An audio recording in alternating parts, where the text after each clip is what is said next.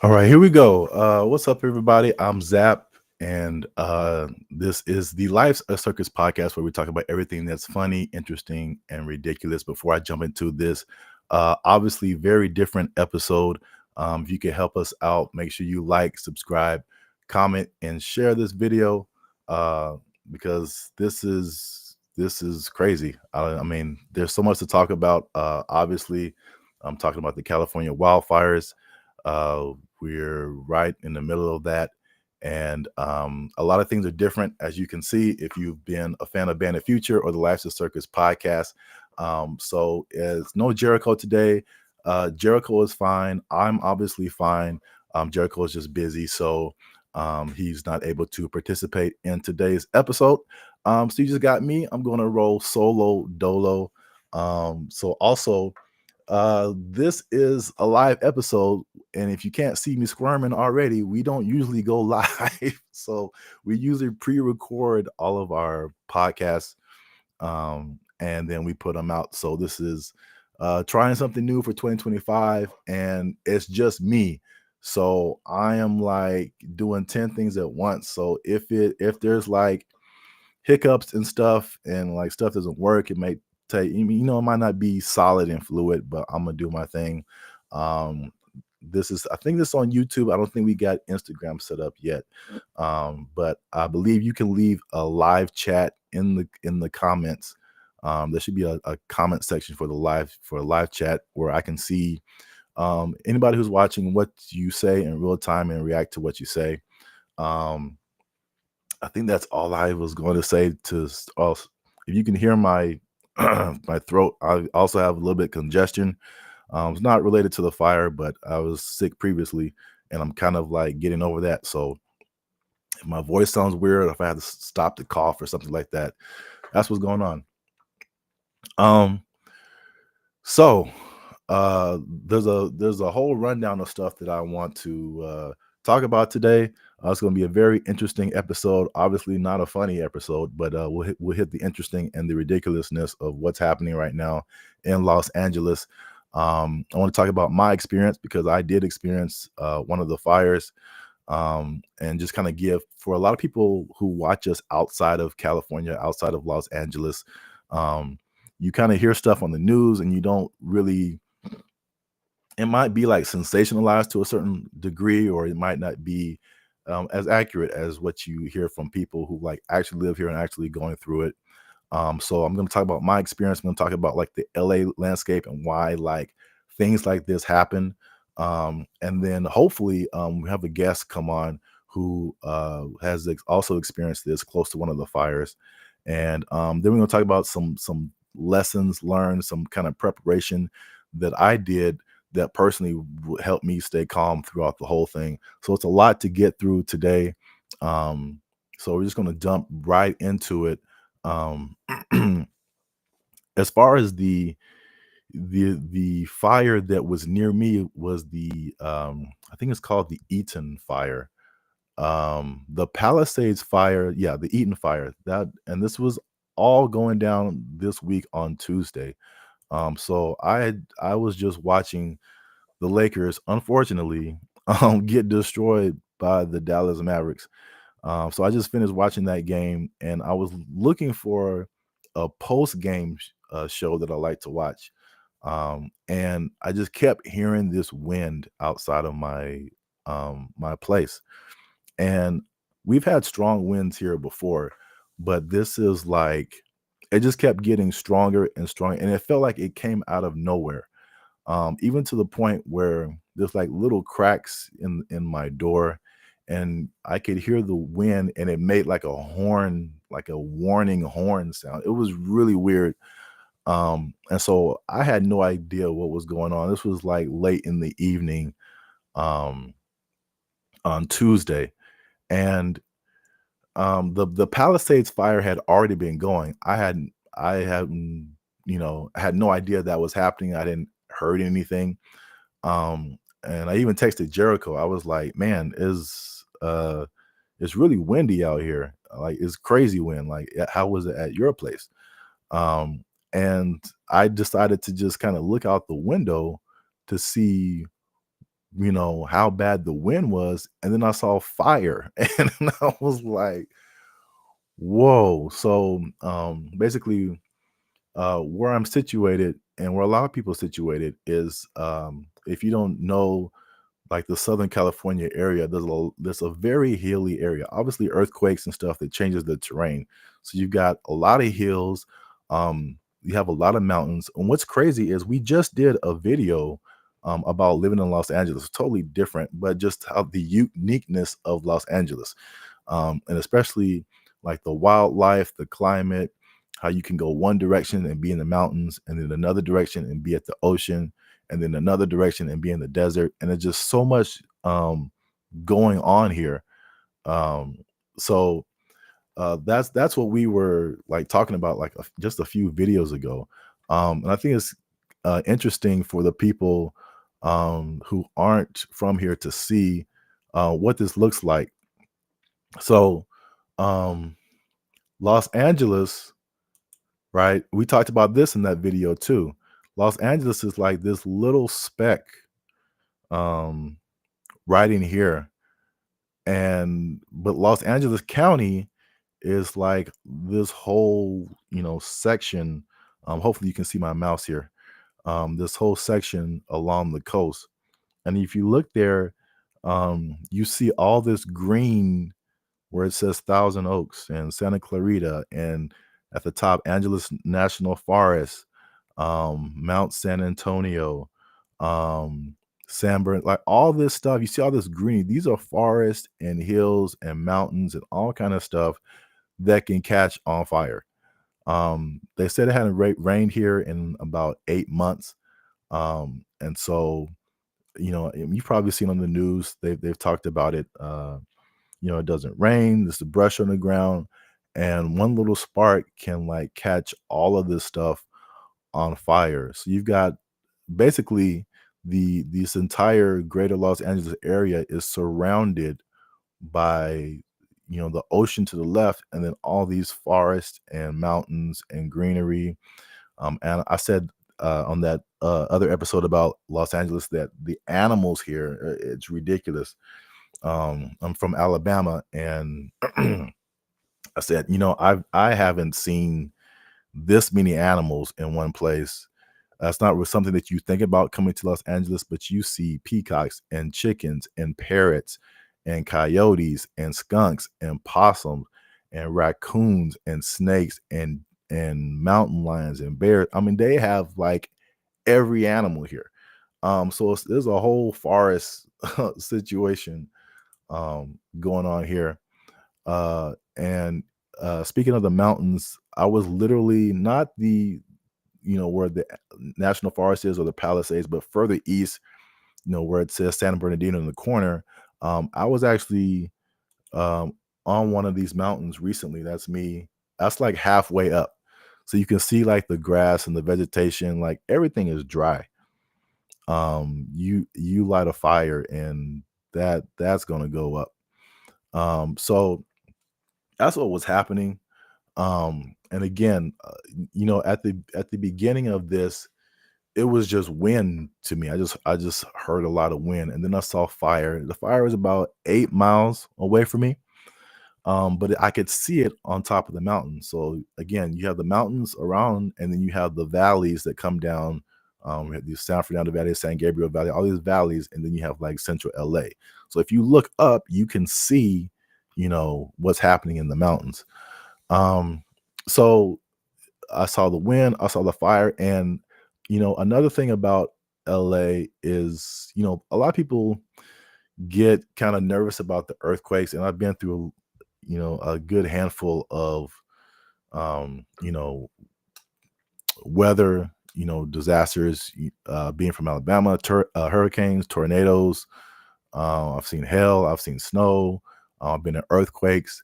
Out of all experiencing all of those, I know a lot of people are afraid of earthquakes. A hurricane is the worst, at least in my opinion. And I kind of felt that when I heard the wind here. Said it was gust up to 100 miles an hour. So that is hurricane level winds, and that's for sure Being here over 20 years, I've never experienced that level of wind out here. And so when you have the fire combined with it, now you have it's hard to explain. It's like a rainstorm, but instead of rain, is fire.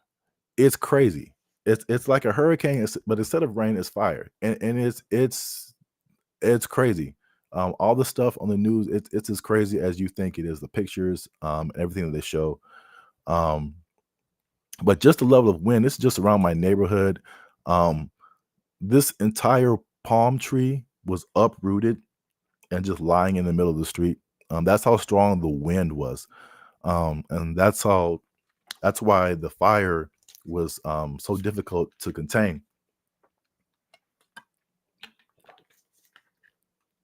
There's another picture here. This is a gate, from a tennis court or something, that just got completely leveled.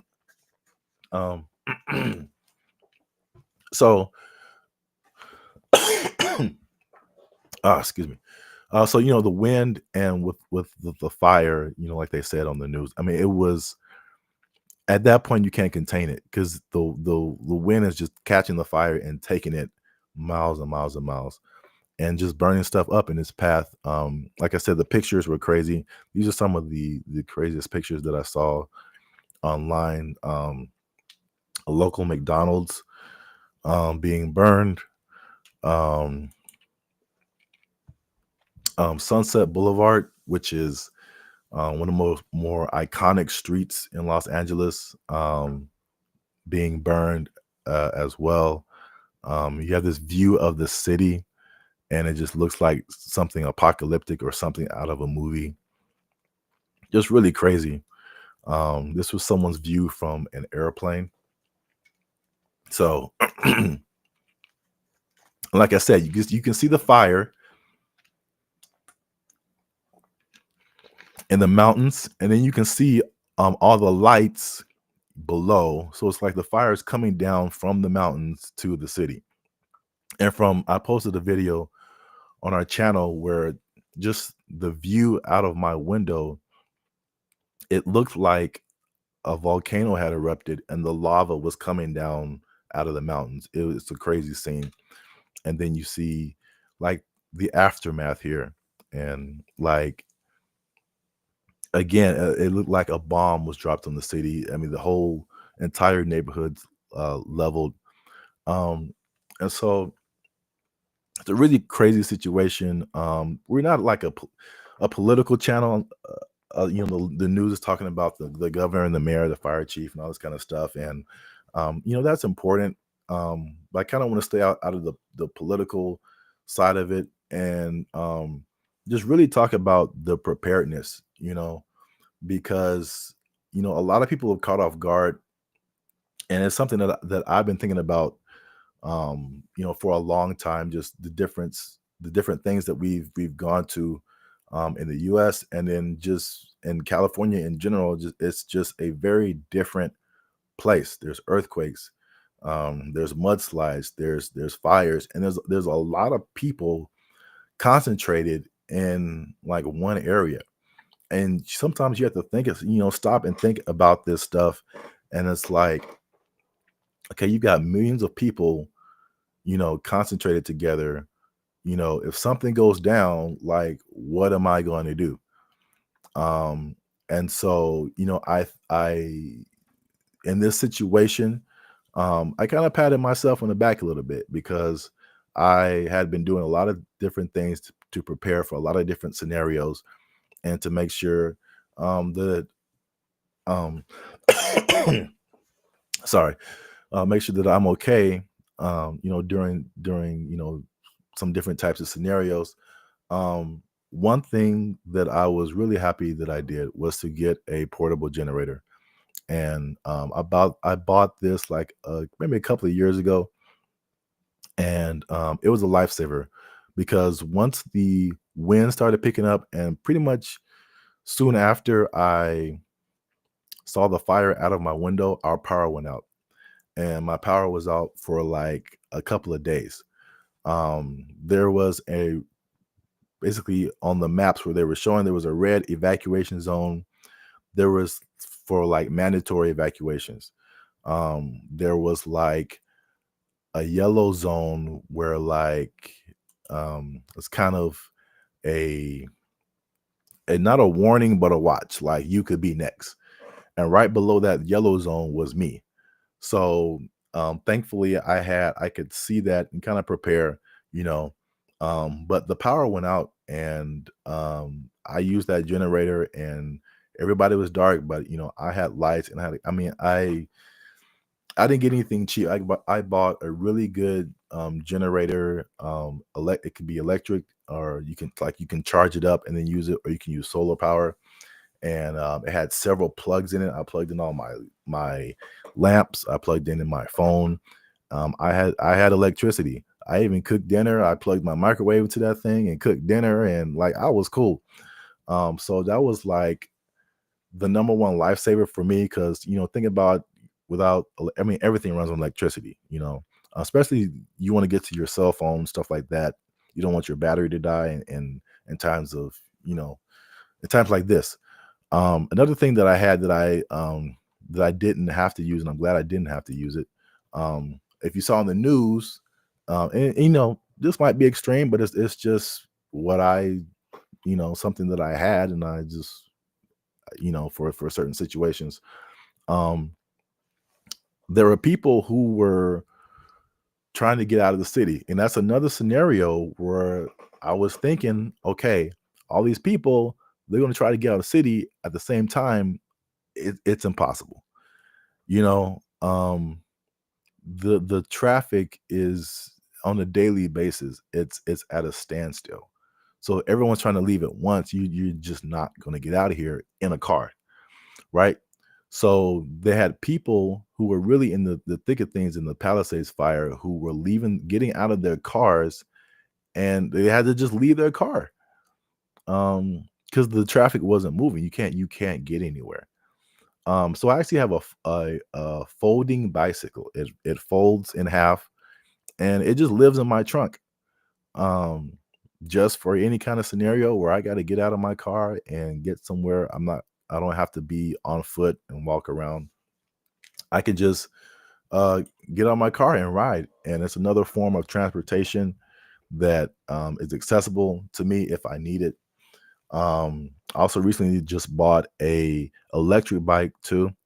Doesn't fit in my car, but it's something at home if I need to, like, you know, be mobile without a car. We'll do a whole nother video on that, because that thing, I'm really enjoying that thing, and it's really cool just to have it. Um, but like, yeah, the generator, of alternative forms of, transportation and even communication. Um, if something happens and the cell phone towers go down, there's satellite phones and all kind of other stuff. I don't have one of those, but that's something that I'm looking into. Um, Food, water. I'd been stacking up food and water, for months. Again, didn't really need it, but this is just stuff that you think about. Storage. Where do you put things? Is everything? Some people, it's really sad to see. And you hear a lot from the celebrities. Mel Gibson lost everything he had. JJ Redick lost everything he had. Um, Paris Hilton, Anthony Hopkins, James Woods. They were, all these celebrities, because again, in that area, um, there's a lot of affluent people. This, like, where the Palisades is, Calabasas. There's a city called Calabasas there. A lot of celebrities live in these areas. It's a little more secluded. There's not people bothering you. It's hard to get to you, and it's right near the beach. It's expensive property, millions and millions of dollars for these homes. So that's why you see a lot of celebrities affected by it, because they lived up in here. Same thing in the Hollywood Hills. That's kind of like in this area here. Um, so there's something to be said about, where you put your things and where you have your value. Unfortunately, uh, a growing number of people lost their lives in this situation, and you know Fortunately, a lot of people were like, kind of said the same thing. The stuff can be replaced, you can be not. And so, shout out to all the people who heeded the evacuation order. And it's a tough situation. Fortunately, I mean, I was so close. I was literally packing my things to continue on with this list of preparedness. That's another thing that I did beforehand, because you get in these situations and you panic, and you don't know, you don't think straight a lot of times. What's important, what to grab, do I have time, all this stuff. I'd already made a list of stuff that I needed to grab, the order that I needed to grab it in.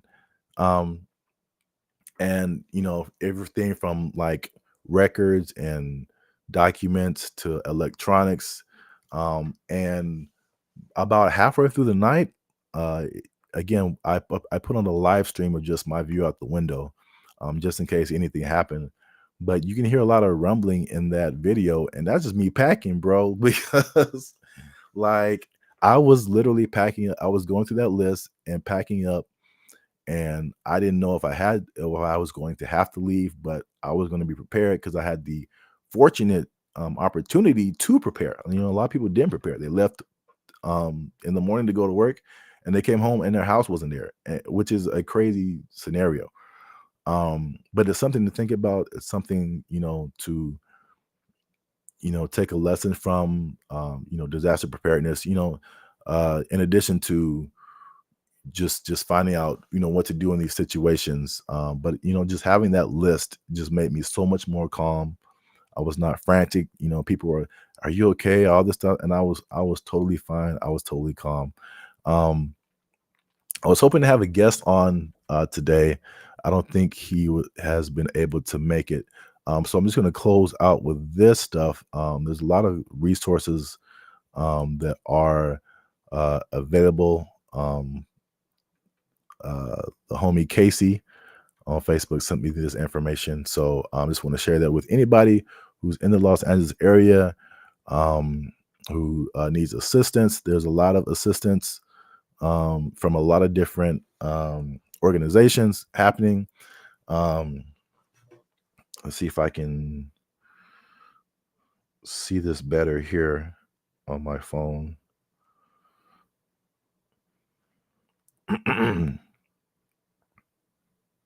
So this is where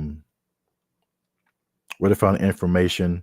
You got the Los Angeles Fire Department, LAFD Foundation, Watch Duty app, at Ready LA County, and at NWS for real time weather alerts. And there's human evacuation shelters, Westwood Recreation Center. You can go to El Camino Real Charter High School or the Pasadena Convention Center. And if you have any questions or you can't really see this, you can message or leave a comment or something. I'll make sure you get this information. These are some animal evacuation shelters. Again, like you see in that previous video, there's a lot of animals here, a lot of farms here, horses, goats, dogs, cats. This is where you can take your animals.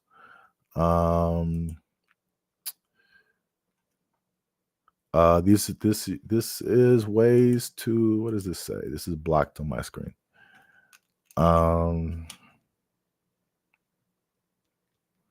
Ways to this is how to volunteer. Okay. So you volunteer Canine Rescue Club for pets. You've got MySafe LA, the partners with the LA Fire Department, Volunteer County of Los Angeles, also the American Red Cross. I think I shared that before as well. And then this last one is donations. Yes. All right. So you got the Community Foundation's Wildlife Recovery Fund, California Fire Foundation, Habitat for Humanity of Greater Los Angeles, Los Angeles Fire Department Foundation, and World Central Kitchen. And then there's also I found some other things. think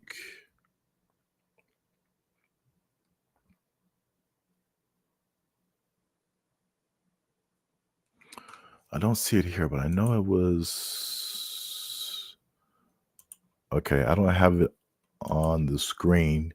But there's an organization, since we are musicians, any fellow musicians out there, there's an organization called Music Cares.